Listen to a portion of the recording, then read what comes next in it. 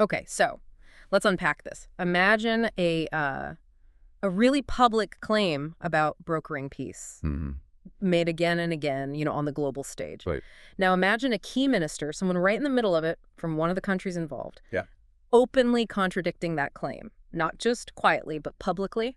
Wow. Okay. That's exactly where we're starting today. It's a fascinating look into the real dance of international diplomacy, isn't it? It really is. And maybe the surprising flexibility of truth in some public statements, how things really operate behind the headline. Precisely. And what's particularly striking here, I think, is just the sheer, the difference. How much public statements can diverge from the behind-the-scenes reality. Especially in complex geopolitical situations like this one. Exactly. So today we're doing a deep dive into these recent admissions by Pakistan's foreign minister.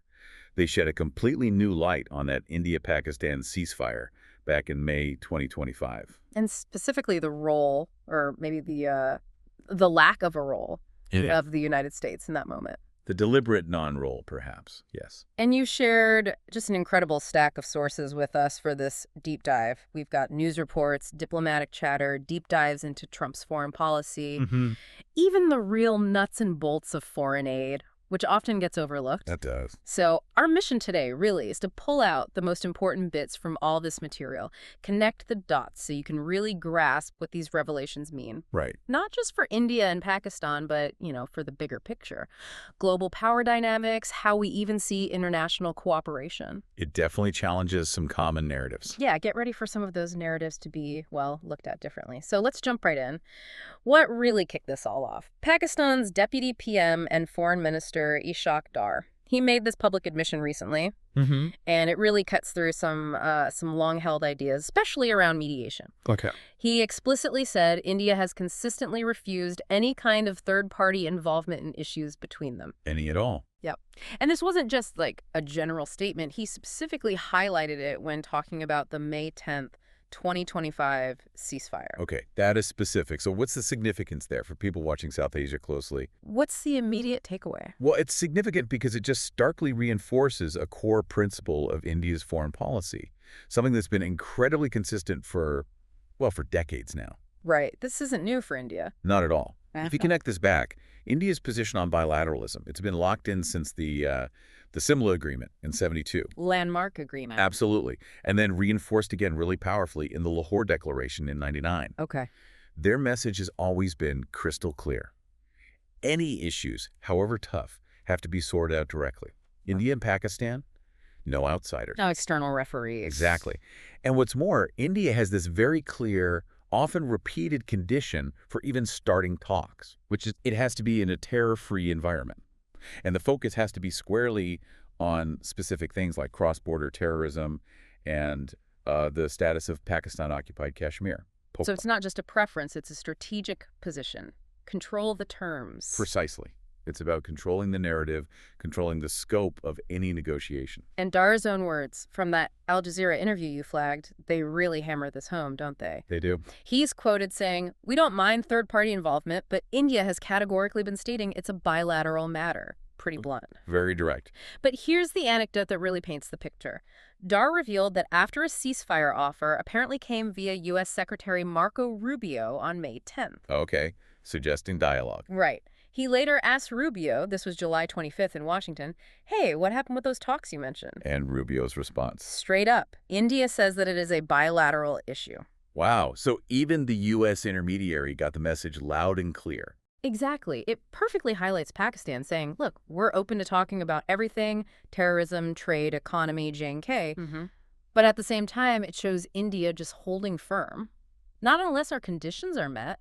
Yeah. It's such a clear glimpse into that, behind-the-scenes reality versus maybe the public hopes or positioning. It's classic realpolitik, isn't it? Right. For India, sticking to this bilateral track, it's not just pride, it's sovereignty. It's managing the story. Keeping control. Right. They worry that external mediation could legitimize Pakistan's claims or internationalize disputes like Kashmir, which India sees as purely internal. Makes sense. So by insisting on bilateral, they control the agenda, the terms. For Pakistan, though, asking for a third party, that's often a strategy too. How so? To bring international pressure on India, maybe elevate issues like Kashmir on the world stage. Got it. So Dar's admission, It's not just stating a fact. It's a public nod to this, well, this asymmetry in their approaches. And recognizing India just isn't budging on this principle, even if others want to step in. Okay, and this leads us right to the really startling contradiction here, the core of this deep dive. Dar's statements directly challenge a very, very public narrative, one pushed repeatedly by former U.S. President Donald Trump. Ah, yes. Yeah. The mediation claims. Exactly. Trump kept saying on the global stage that the U.S. played a key role, even mediated this specific ceasefire. What exactly did he claim? That's right. He didn't just hint at it. Trump repeatedly asserted the U.S. mediated the ceasefire after Operation Sindoor. Not just once. Oh, no, it was a recurring theme. He even put out a Truth Social post, remember? On May 10th, announcing the ceasefire. Right, I remember that. And he thanked the U.S. for mediation, congratulated both countries for using common sense and great intelligence, his words. Okay. Later, he even claimed he'd personally threatened to cut trade if the fighting didn't stop. So, pretty direct claims of intervention. Very direct. And the analysis in our sources points to a possible motivation. Which was? Well, the thinking is Trump was widely seen as being desperate for a Nobel Prize.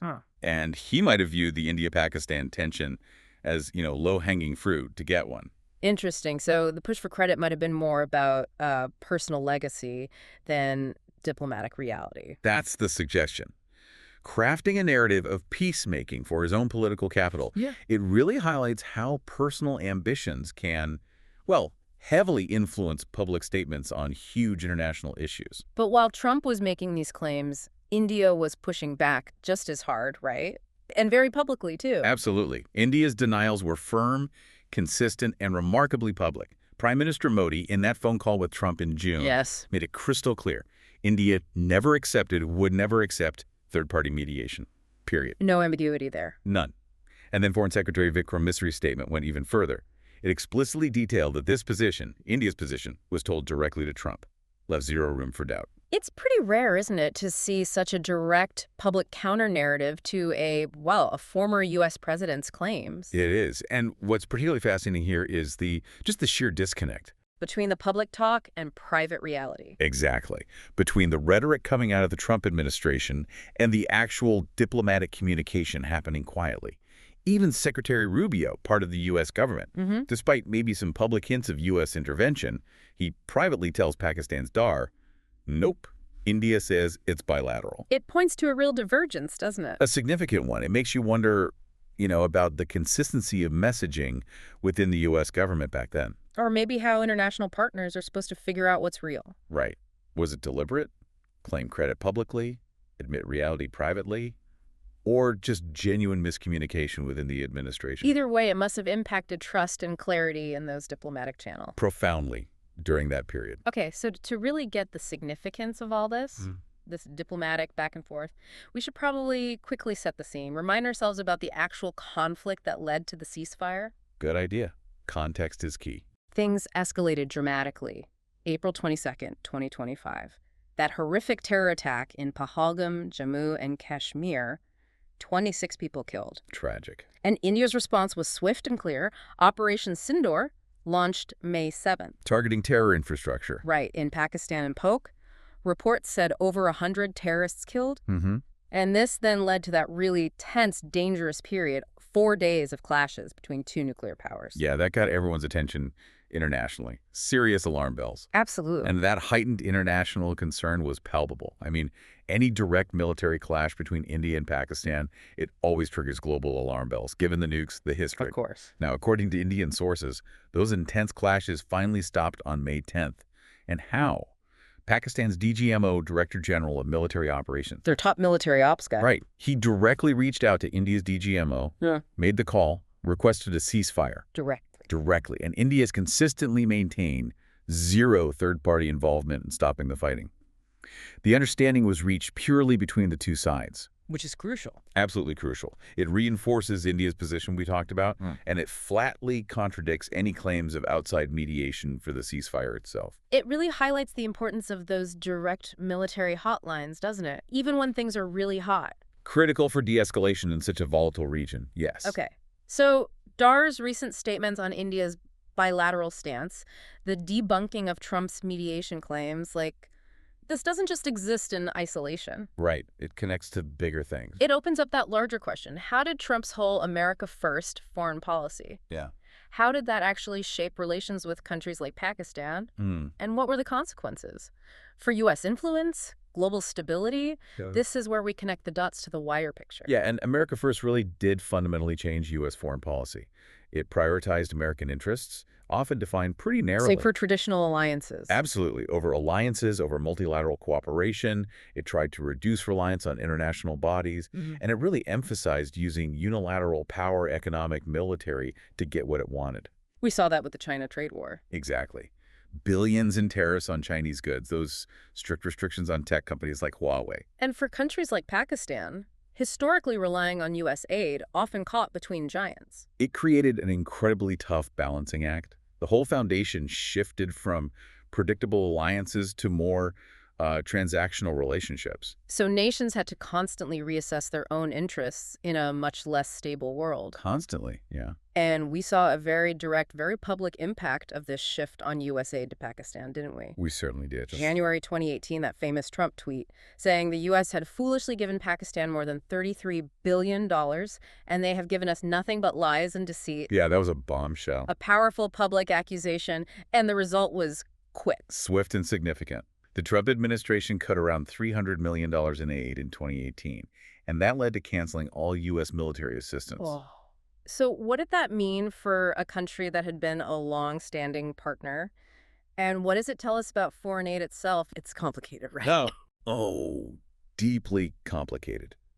And it's fascinating because that tweet, while grabbing headlines, really oversimplified things. How so? Well, unpacking the history, our sources show U.S. aid to Pakistan was huge historically. Congress approved $18 billion just between 2002 and 2011. That's a lot of money. A huge amount. $8.6 billion of that was direct financial payments. But, and this is a big but, there were major challenges, major controversies from the start. Like what? Well, U.S. officials themselves allege that maybe up to 70% of the military aid between 2002 and 2007 was misspent, or even reportedly diverted to boost Pakistan's forces against India, not for counterterrorism like it was supposed to be. Oof. Okay. Plus, corruption within Pakistani agencies was often cited as a huge hurdle. Right. And then there were just practical problems delivering aid directly. Anti-American sentiment, security issues in places like Feta. Remember that tragic incident, the beheading of an aid worker? I do. Horrific. Made effective oversight incredibly difficult. So it raises that big question for any aid program, really. Is just sending money or military gear always the best way? Or can it even backfire? Interestingly, Pakistan itself has suggested alternatives, things like free trade deals with the EU and US, maybe debt cancellation.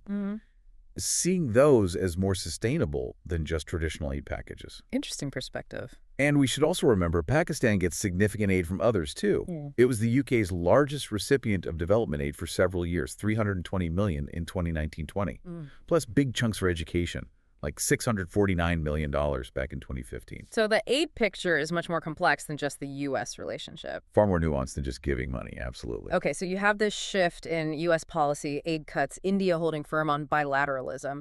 What does this all mean for Pakistan? Stuck in the middle of these powerful currents, what's their strategic challenge? How are they trying to play it? Well, Pakistan's in a truly unenviable spot strategically, trying to keep this delicate balance between China on one side, which it views as a strategic partner. You see that with CPEC, the China-Pakistan Economic Corridor. Massive infrastructure project. It's huge, connecting Xinjiang to Gwadar Port. Big investment, big economic ties.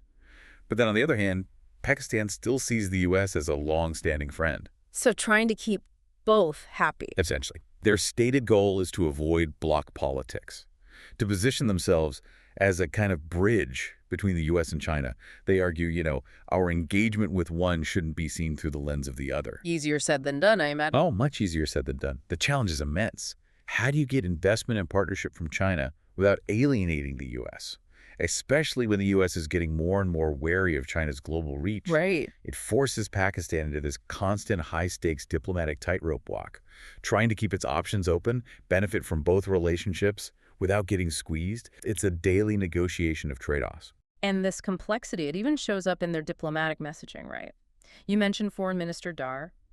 Despite his recent admission about India's stance, he'd also said something different elsewhere. Exactly. And this really highlights the nuance, the pragmatism in diplomatic speak. How so? Well, an analysis from the Atlantic Council, for instance, pointed out that Dar had also publicly said that U.S.-Pakistan cooperation was improving partly because of the U.S. role in the ceasefire, Wait, so suggesting the U.S. was involved? suggesting the U.S. emerge as a credible arbiter of peace and stability in South Asia, which, on the surface, seems to contradict his more recent direct admission about India blocking mediation. Okay. So which is it? Well, it's not necessarily a lie. It just speaks to the complexity of diplomatic strategy. Leaders often tailor messages for different audiences, different contexts. Oh, okay. Maybe it was a way to acknowledge some level of U.S. diplomatic activity, even if not direct mediation, or maybe just signaling a desire for better U.S. ties. Got it. So read between the lines. It's a reminder that public statements are carefully built. They serve multiple purposes, and sometimes the full truth only comes out in pieces, over time. And meanwhile, Pakistan is still urging the Taliban on anti-terror commitments too, right? That's another piece of their foreign policy puzzle. Absolutely. That's a consistent message for regional stability, a crucial aspect of their very multifaceted foreign policy. Okay, so beyond policy shifts, aid, alliances, there's this other totally unique piece of the Trump presidency that hit international relations hard, his use of Twitter. Ah, yes. Twitter diplomacy. It wasn't just talking, was it? It felt like governing via tweets sometimes, bypassing all the usual channels. Absolutely. And what's fascinating is how this Twitter e-governance, as some called it, let him completely sidestep traditional diplomacy, often with instant global effects. Yeah, 53 million followers on that real Donald Trump account. Right. He used it constantly, announcing policy, criticizing leaders, directly messing with foreign relations. Remember Pakistan summoning the U.S. ambassador? After that tweet, calling them out for lies and deceit.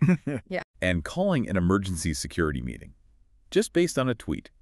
Now, some might have called it modern-day presidential, a direct voice. But the risks. Huge perils. It opened the door wide for mischaracterization, for stirring up unrest really quickly, and it clearly undermined established diplomatic norms and protocols. It wasn't just a quirky habit then. No, it signaled a real systemic shift, I think.